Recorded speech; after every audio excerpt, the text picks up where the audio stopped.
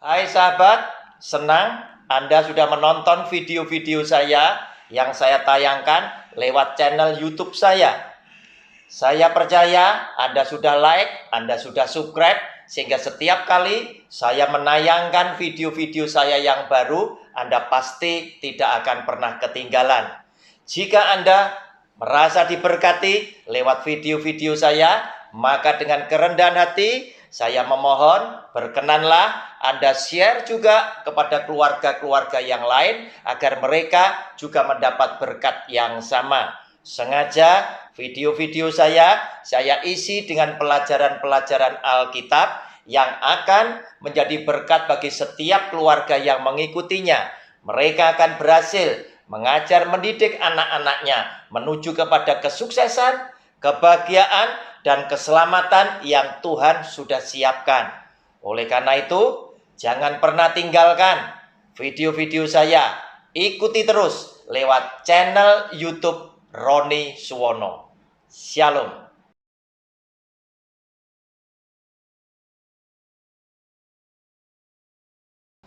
Shalom. Jumpa kembali lewat channel pribadi saya, lewat program Sabar Selidiki Alkitab bersama Roni Suwono. Saudara, kita memasuki seri pelajaran Alkitab yang baru dengan judul Orang Kristen Harus Tahu.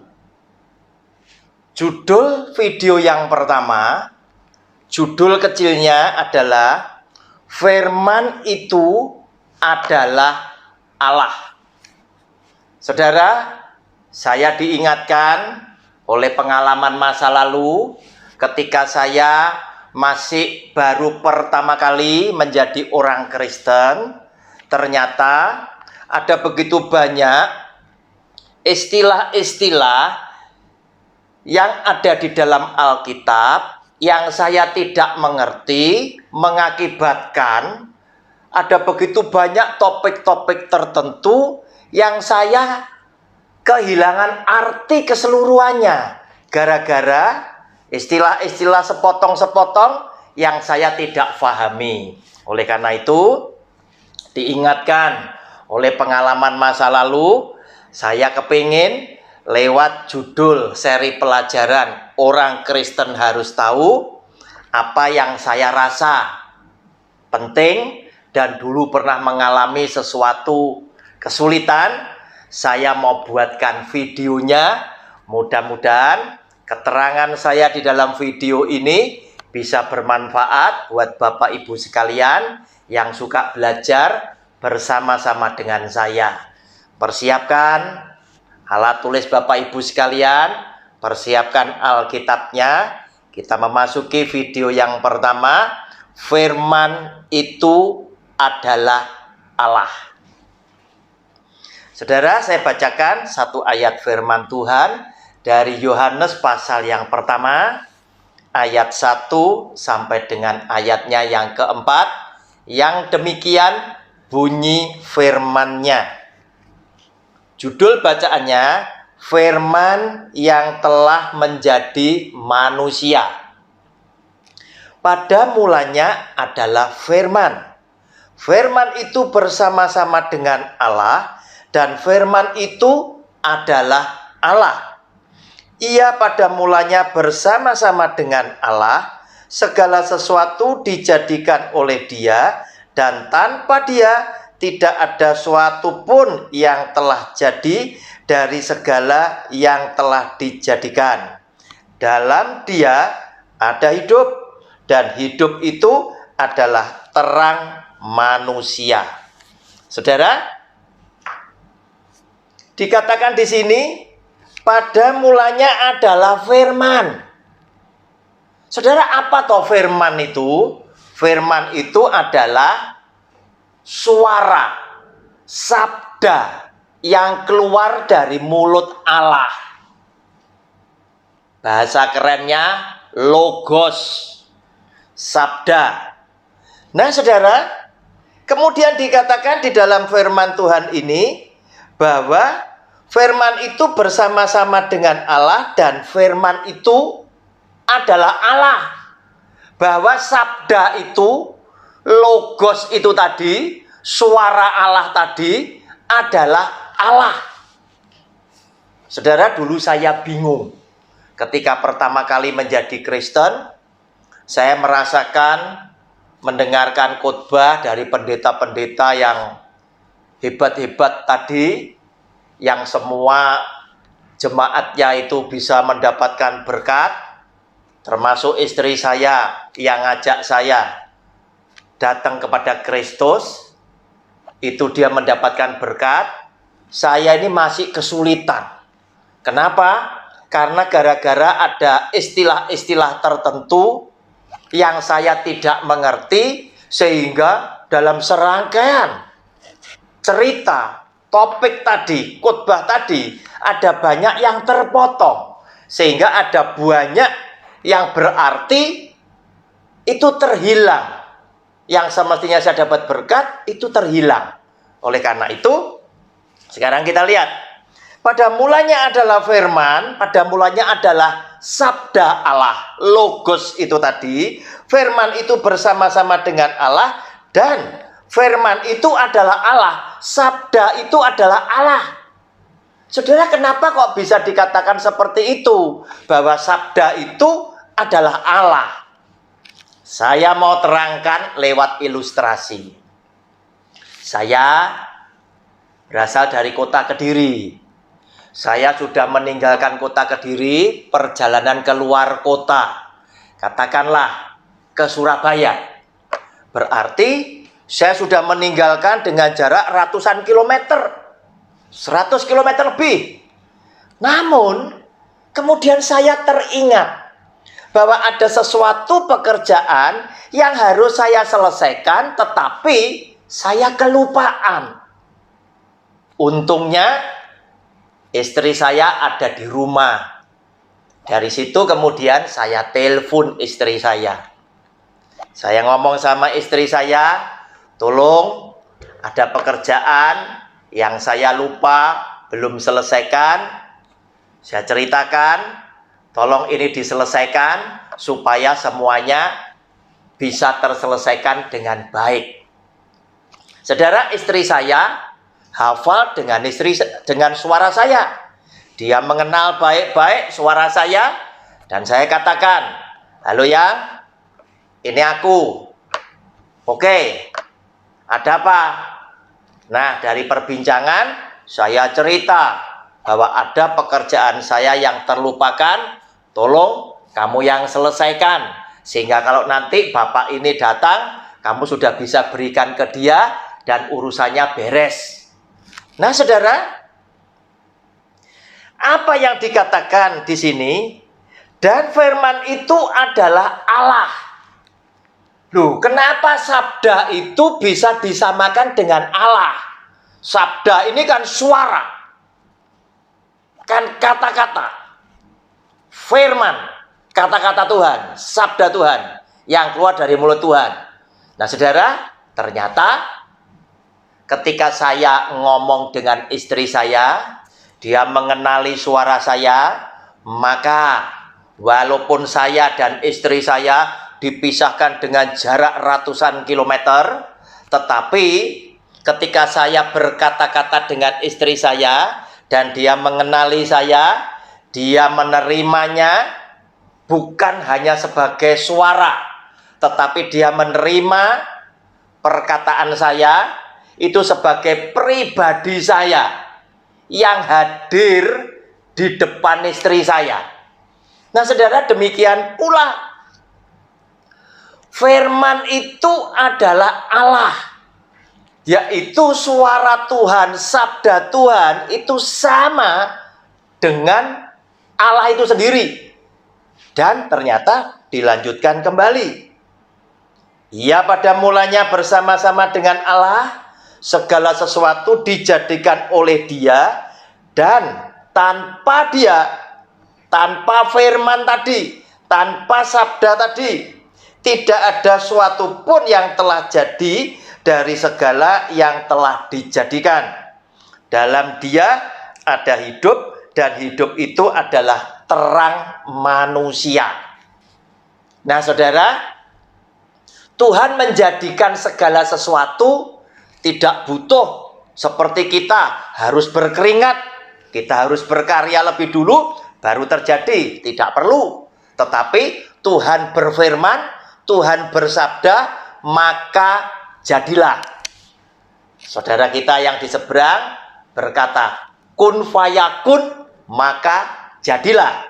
Nah, saudara, inilah yang dikatakan di dalam firman Tuhan ini.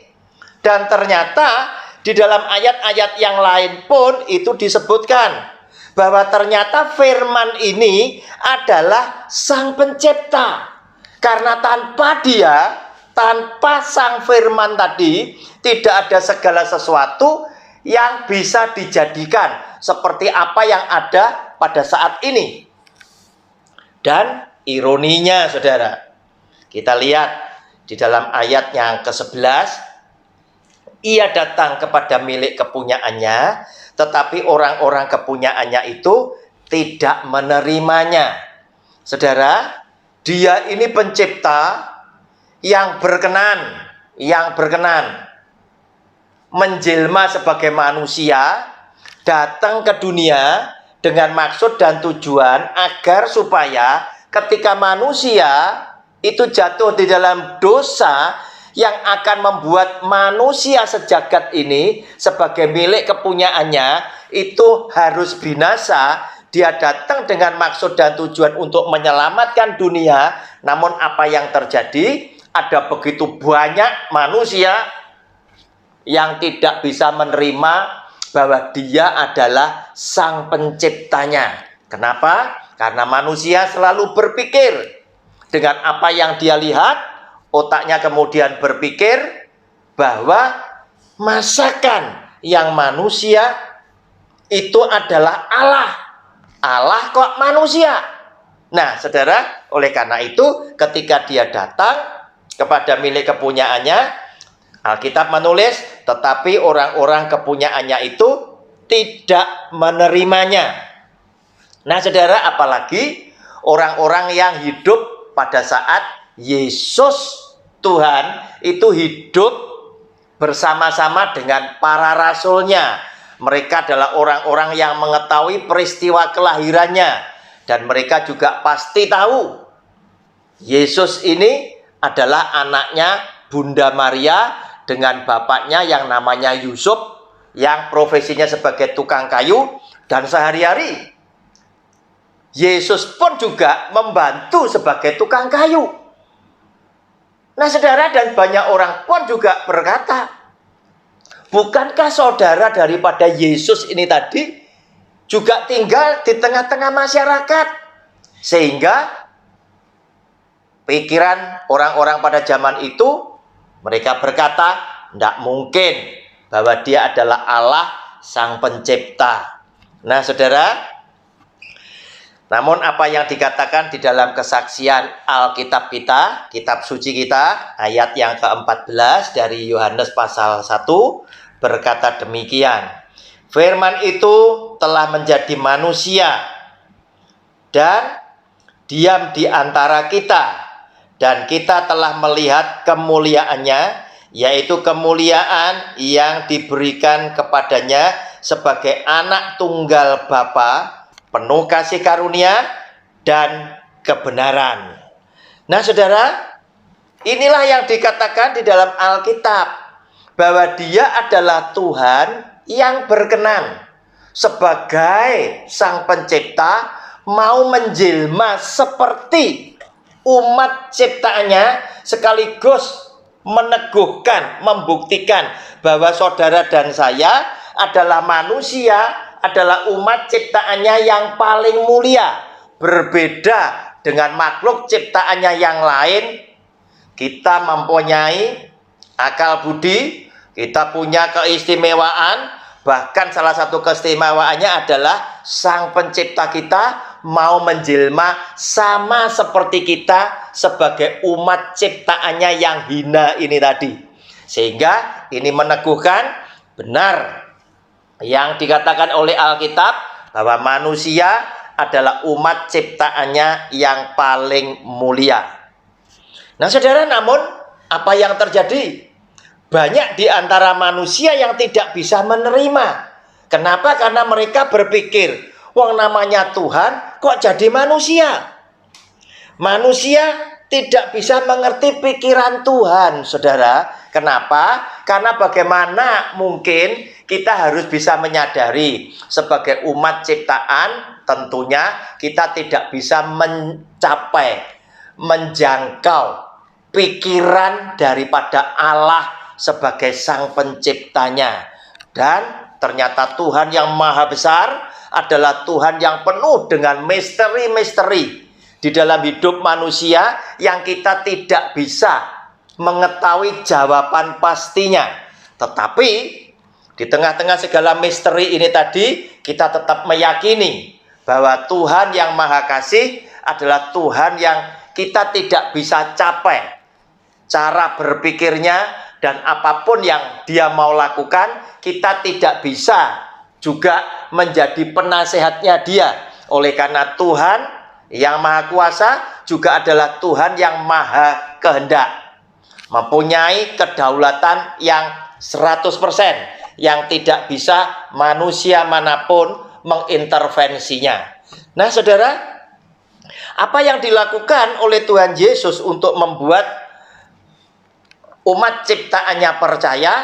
Semasa dia hidup, dia menunjukkan ada begitu banyak mujizat yang dia sudah buat. Yang dia buat, di mana tidak pernah ada seorang nabi pun yang bisa menyamai apa yang Yesus Tuhan itu sudah lakukan. Buta sejak kecil bisa melihat, lumpuh sejak lahir bisa berjalan, orang sakit kusta bisa disembuhkan, orang mati 4 hari bisa dihidupkan kembali. Dan hal-hal yang seperti ini diakui oleh bangsa Israel ketika mereka menyaksikan kedahsyatan kuasa ilahi yang ada di dalam jati diri Kristus Yesus ini tadi. Semua orang memberikan komentar yang sama. Yang seperti ini belum pernah dibuat oleh nabi manapun, oleh nabi siapapun. Walaupun kita percaya seorang nabi tentunya adalah orang istimewa di hati Tuhan sang penciptanya. Tetapi kenyataan mereka tetaplah adalah sebagai manusia yang pada akhirnya dia harus menghadapi satu kematian.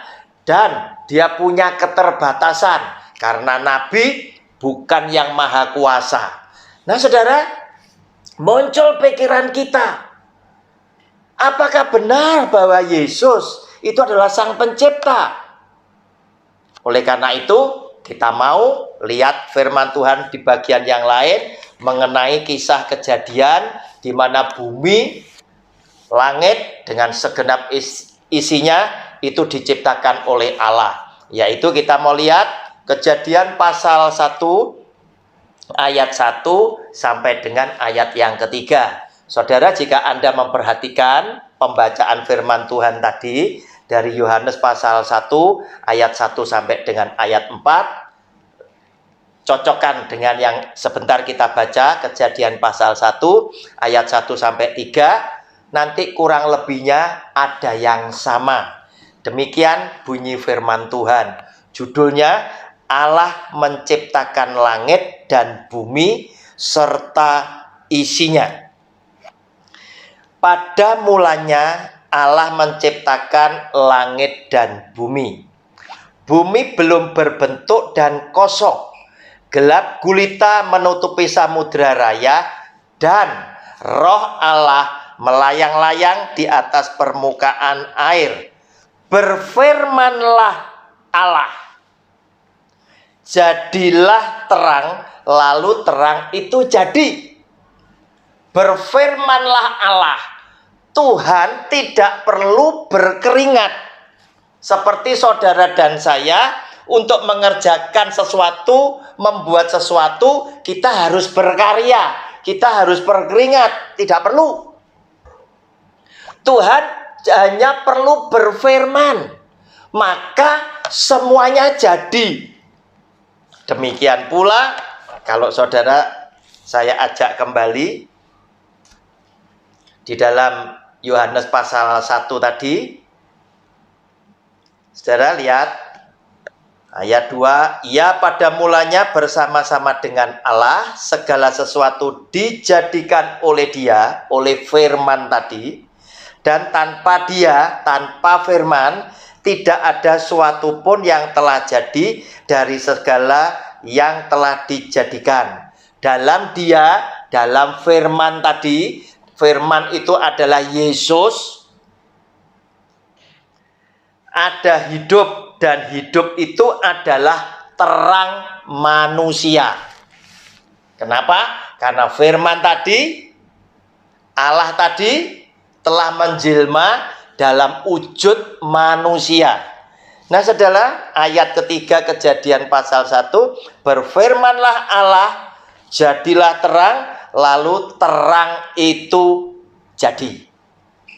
Saudara, semoga apa yang saya jelaskan hari ini dari dua bacaan ayat yang kurang lebih sama tentang penciptaan, terus kemudian Yohanes ini pasal 1 ayat 1 sampai 4 tentang juga penciptaan bumi dengan segenap isinya, sekaligus diciptakan oleh siapa, dan sang pencipta tadi menjelma menjadi manusia, dan manusia itulah yang disebut sang firman, yaitu sang anak, yaitu Yesus, sang juru selamat. Semoga apa yang saya jelaskan bisa bermanfaat buat Bapak Ibu sekalian yang suka belajar lewat nonton video saya. Ajak teman-teman, jika Anda merasa bermanfaat, share saya punya video. Dan jangan lupa Anda pastikan akan selalu mengikuti video-video yang selanjutnya. Shalom. Tuhan Yesus memberkati. Amin.